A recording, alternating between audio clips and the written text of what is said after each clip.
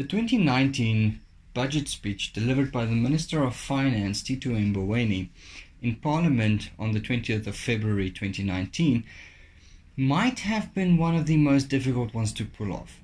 On the one hand, it's an election year, so you want to tell the people what they want to hear, and usually that is done in the sense of social grants, government grants, and reductions in tax. But on the other year, the minister is facing numerous years of declining economic growth, declining budget deficits or increasing budget deficits, and as a result they need to find a way to either increase their revenue or reduce their expenditure in order for them not to get there. So having said that, let's take a look at what the Minister of Finance actually said and how this will implicate individuals and businesses in South Africa.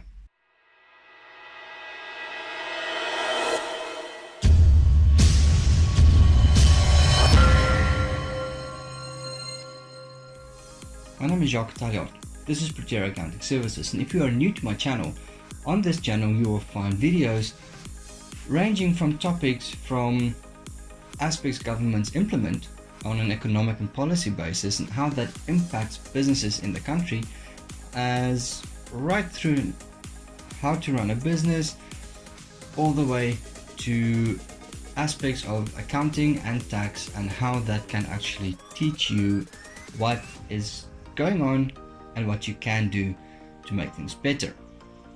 So this video is about the Minister of Budget speech, the Minister of Finance's budget speech. The budget speech this year was categorized or characterized in 6 aspects. Achieving a higher rate of economic growth, which is very admirable and kind of obvious. We need that. The country needs that, and the country deserves that. And government over the last 25 years, for all practical purposes, kind of failed the country in that sense, in my opinion. Then we also, the second option was to increase tax collection. And this is probably the aspect where most of the South Africa's public are interested in, because the majority of South African public either pay tax or wish they or find ways in how they can avoid paying tax. Then they were talking about reasonable and affordable expenditure, but in my opinion that's only relative, so I won't really be touching a lot on that. I'll maybe put up a bit of a slide, just an infographic that was provided. Now add the link for where you can find the infographic as well. Just add that up there, you can take a look at that and follow through with questions in the comments if you have any. Then also they went on to considering stabilizing and reducing the debt of the country. Now, as I've mentioned, the country has been running an increasing budget deficit, which means if this happened to a company, eventually SARS would refuse carrying over their assessed tax losses and the company will go bankrupt. The same can happen to a country, and if we are not careful, our country might run into that position. Then the fifth topic that or the fifth characteristic of this budget was restructuring state-owned entities, and in this area I think it's one of the better things that the minister has mentioned. The steps they're taking there is positive for me, at least to start off with. Then managing the public sector wage bill. Now, with my wife working for public sector in working for government, and that this has personal implications for me, but I am also quite confident that the way they're approaching this would likely be a step in the right direction. So let's get started with achieving a higher rate of economic growth. What is government planning for a higher rate of economic growth? To start off with, the Small Business Incubation Program, which is maintained by the Small Enterprise Development Agency, which as far as I'm aware is a function of the Department of Trade and Industry, will be supported with, well, by giving, well, they've been allocated 481 million rand Now, that's not that much money, but considering 481 million rand for small businesses, that is significant. And for small businesses, I think this is going to be useful. The problem is, though, administering that. Then they've also allocated about 8 billion rand in land reform projects. I'm not going to go into discussions about what I think about land reform projects, but a large portion of that 3.7 billion is set aside for helping new farmers, and that is or small farmers, new and small farmers that actually want to buy land to start farming. That is useful. That, I think, is a step in the right direction. However, again, the challenge comes in with implementing that policy, finding the correct policies in the administration and the procedures behind it, because this, mark my words, is a very real risk for corruption. And this is a very real risk for exploitation by senior officials within government and the public sector. So the principle behind it is a very good one. The application is where I'm concerned. If they can pull this off, I'll give them a thumbs up. If they can't, and honestly I doubt this a little bit, I wouldn't be surprised. But let's look on the bright side, it's a step in the right direction. Then SANRA has been allocated another 3.5 billion rand to maintain non-toll roads. This is going to help a lot in the rural areas. If they can maintain road infrastructure in the rural areas, it could mean economic development or further economic development in those areas, and that's just good for those areas. And if it's good for those little areas without being a cost for the bigger areas where there's toll roads applied, then in those cases the country will benefit. So that is the major topics that I wanted to discuss under option 1, which is achieving economic growth. The country isn't doing very well so far. We've had recessions. The total economic growth for the year has been revised down between last year's budget or mini budget in October and now, and as a result the outlook doesn't look very good. However, there is a positive economic growth projected, which means the country will come out of the recession. That is always positive. Then tax collection. This is probably the topic most people are interested in. To start off with, the tax revenue income or budgeted income for the 2018-2019 year has been revised downwards by 15.4 billion rand. That is a major percentage. That's very large, and the majority of that was due to an increase in VAT refunds. Now, this increase in VAT refunds is as a result of the increase in VAT rate, as well as an increase in well, just difficulties for companies to actually make sales and continue with that. So the increase in VAT refunds isn't necessarily that much of an indication of what's going on in the country. However, it does mean that income tax, personal income tax, the amount by which that is the largest funding or funder of government, just increased a bit more. Then SARS is fixed. That is a quote by, well, that is quoting, or SARS is being fixed. That is a quote by Minister Tito Mboweni. They're going to start with appointing a new commissioner of SARS.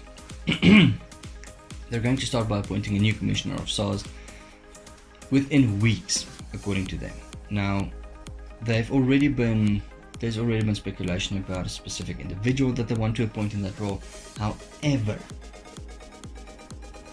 I want them to do a proper due diligence into the individual they're going to appoint as the commissioner for SARS, because this person has pretty much the most power in the country, and you need someone with immaculate character to fit that position. I'm not very familiar with the individual that they have in mind, but however, It's not my decision to make, and I'm very happy that it's not my decision to make. But anyway, so they're appointing a new sales commissioner. They're also going, well, according to the minister, the IT infrastructure in SARS, see this video right here, the IT infrastructure in SARS has been fixed, and as a result, systems are happening a bit faster and quicker. However, there is still a human element involved. I'm currently working on a dispute with SARS where they went back 17 years. And this was due to a human error. So the IT systems are fixed. That's a good thing. They now need to just get the people back on track. Then, when it comes to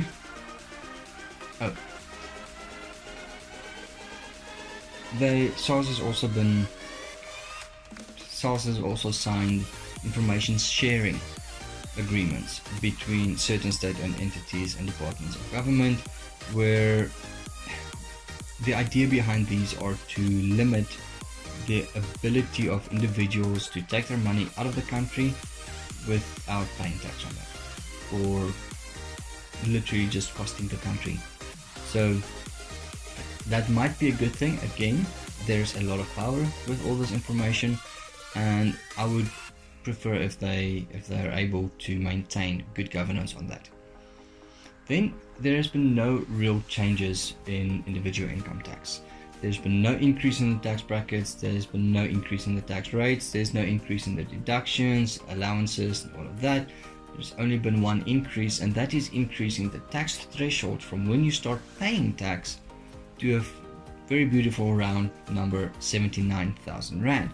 That has happened by increasing the annual tax rebates, specifically the primary tax rebate, slightly, and as a result then the tax threshold has increased to 79,000 Rand, which means then if you earn less than 79,000 Rand in South Africa per year, you don't pay tax on that, and that is going to give a bit of relief. Now, the problem with not increasing the tax brackets in the country, or at least for the year, means that if you receive an inflationary salary increase within the current or within the next tax year, it is likely that you will be taking home less money.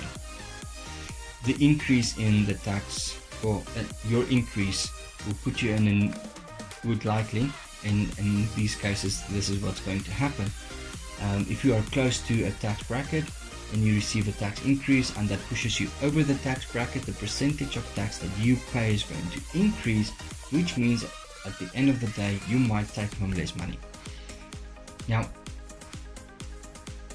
the benefit of that is, for a lot of people, this is not going to be implicated.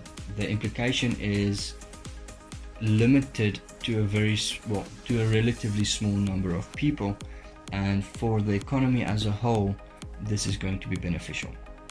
This was a step in the right direction. However, this does mean that tax practitioners such as myself will have an increase in business, because this is a complicated structure still. I do want to mention a very interesting article I read by the CEO of the South African Institute of Business Accountants. The article was about him and his comments made regarding the country having a flat tax rate. That would be very useful, very easy to administer, but that will reduce a lot of jobs for tax practitioners. So I'm kind of between two minds on that one. Then, for the first time in the recent history, there was a below average fuel price increase. The fuel price, the fuel levies is going to increase 29 cents a litre for petrol and 30 cents a litre for diesel. And as a result, that's going to add a lot more money into the country, into the fiscus. However, this increase is below inflation, and that is a good thing. It means the government is actually considering the implication this will have on the country. Now, to align with government's principles to reduce carbon emissions and their commitment to that, they are increasing, if I remember correctly now, a 9 cents per litre carbon tax on that. So there's an additional tax levy by 9 cents, but it's an additional tax type. So that is most of section 2, income or revenue receipts, tax collection basically. Then reconfiguring state-owned entities. To start off with, they specifically mentioned the NOW, they specifically mentioned South African Airways, and they specifically mentioned Eskom. Now, most of you are probably aware that Eskom is going to be disbanded into 3 primary entities. Not one large entity, 3 primary entities, each entity with its own structure, its own mandate, and its own responsibilities. Generation, distribution, and I can't remember the other one. But anyway, the thing with Eskom is that over the next 3 years, Eskom needs about 69 billion rand. Now, government has said they will allocate 69 billion rand to Eskom over the next 3 years, provided that Eskom appoints a chief reorganizations officer. That is a provision. Tito Mboweni was very clear that government will not accept or will not take on any more Eskom debt. Eskom has taken up 50 billion of their guaranteed loan this year, and that means they only have about, if I remember correctly, about 90 billion left of that loan, which means they don't have a lot available to them. And this is the only loan that Eskom has got, that the government is guaranteed for Eskom. Now, the Chief Reorganizations Officer is a position that SARS has, or not SARS, the government is now going to enforce. And I really hope they're going to enforce this, but that's the idea I get. The Chief Reorganizations Officer, whenever a state-owned entity applies for an increase in their government guaranteed loans or government guaranteed debt, government might approve that if it's within budget, provided that this entity then appoints a CRO. The job of the CRO is to turn the company's financial system around to make it become profitable, because the state-owned entities that need to increase their government debt, or at least their government guaranteed debt, are the entities that aren't run financially viably. And as a result, the CRO would be a very useful tool for government to use in order to turn that around and reduce their debt. Thumbs up, Tito Mboweni. Well done on that one. I really like that idea. So that's most of the reconfiguring state-owned entities. When considering government expenditure, government mentions reasonable and affordable expenditure. Now, I'll put up a slide here saying, or just an infographic on the screen here, to say that, well, just to give you an idea of more or less what is happening with the expenditure, what government is planning on spending, where they're planning on spending. The majority of government spending is on interest, which is 205 billion, or about 210 billion, which is, interest is the 5th biggest expenditure. Now, this is interest on the debt, right? So the more the debt grows, the higher the interest amount. Currently, this is the 5th highest amount in government's budget. I would prefer if it was the lowest. It's the 5th biggest allocation of the budget, next to education, which is the highest one, and I really think that is a good idea. They've allocated about 111 billion rand worth of investment into public schools and building new schools and maintaining schools and stuff like that, as well as working on programs for free education and that kind of thing. If government did this 25 years ago, our country would be a completely different place. But not just throwing money at the problem, they should actually work on a reforming structure for our education sector, especially in the rural areas. But they haven't yet. Then also health. I'll mention something about health when I get to employees or the government's wage bill. But health receives 222 billion, and this is in line with government's policy regarding moving towards the state medical scheme, which is a very good way for them to, well, this just means that they were serious in that, and they are starting to put their money where their mouth were at that time, and as a result we might see this happening. Again, I stand by what I said. This might be a good thing, this might not be a good thing. It will really depend on how government implements this, and our experience shows that we have of course to be concerned, but I would like to be corrected. Then looking at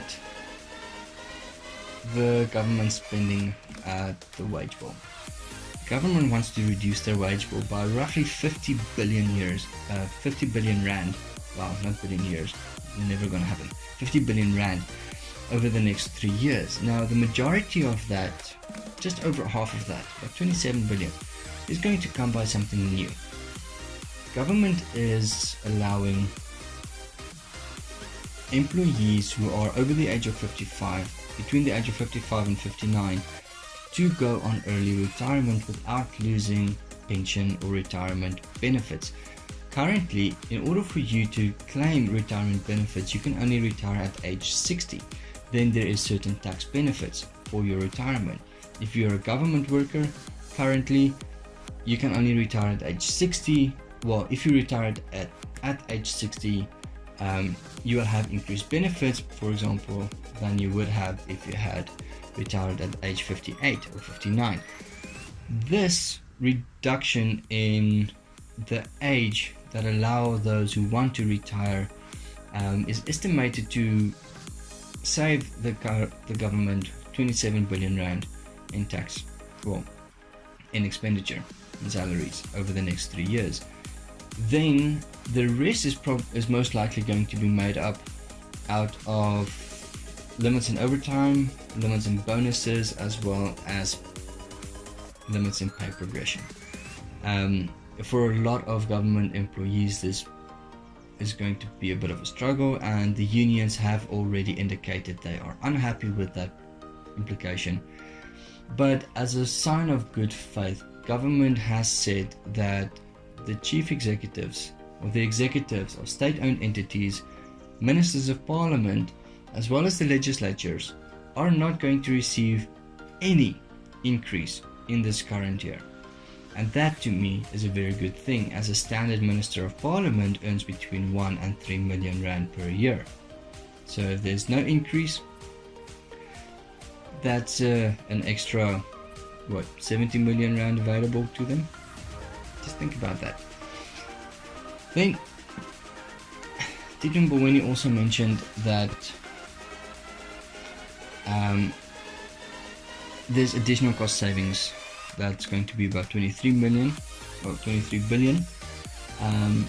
that they are starting to implement. I didn't really get detail about what this is, but overall the staff government bill is going to be reduced by 50 billion.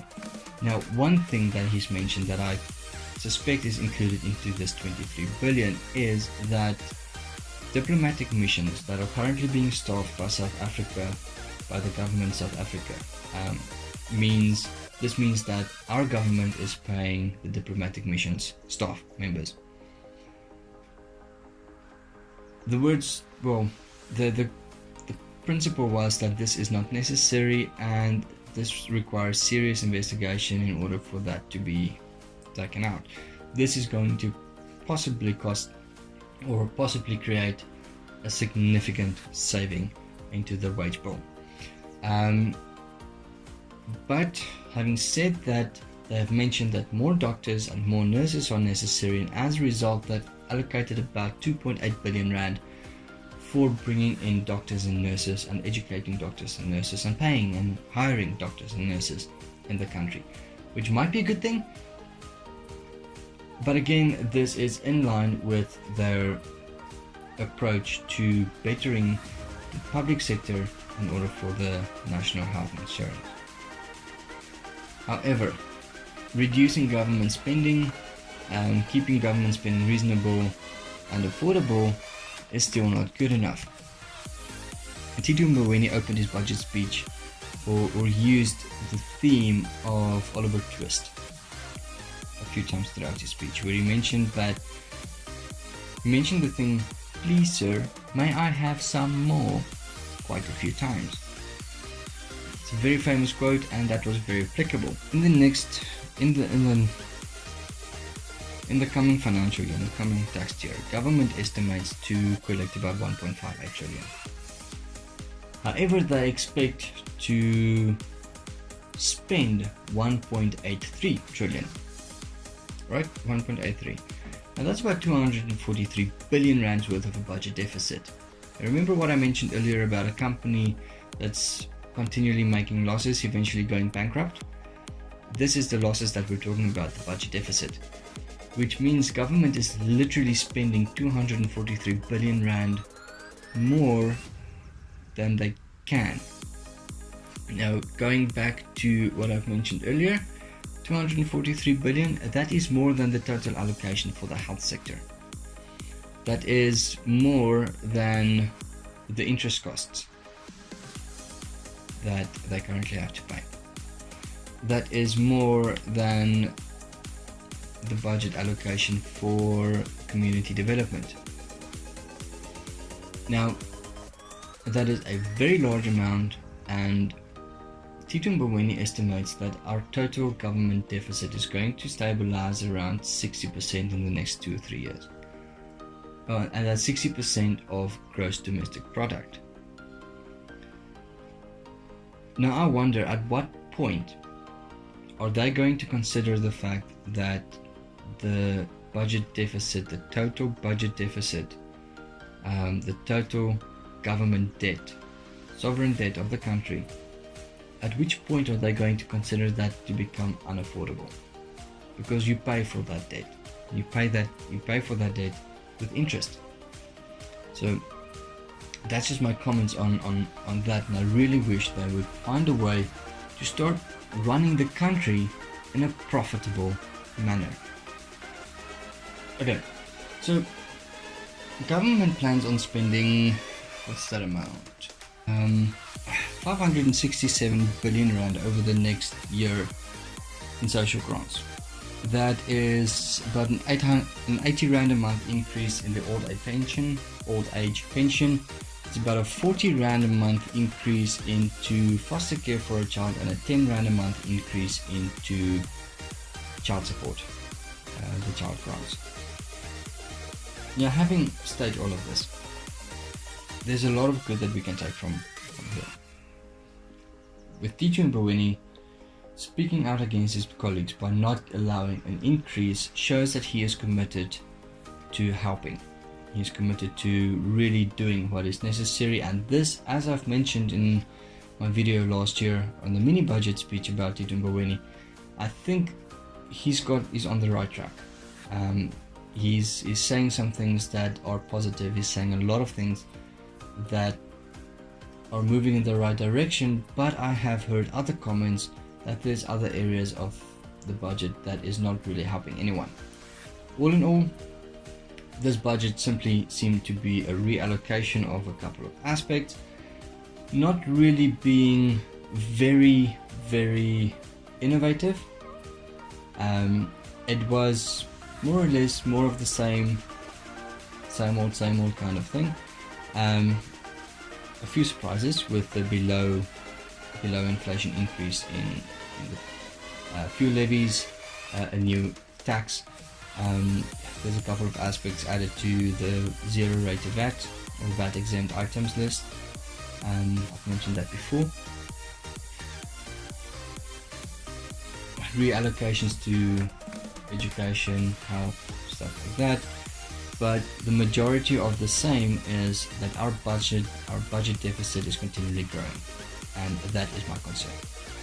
Let me know what you think of Tito Mboweni's budget and leave a comment. My name is Jacques Taljaard. This is Practitioner Accounting Services, and I hope you have a great weekend.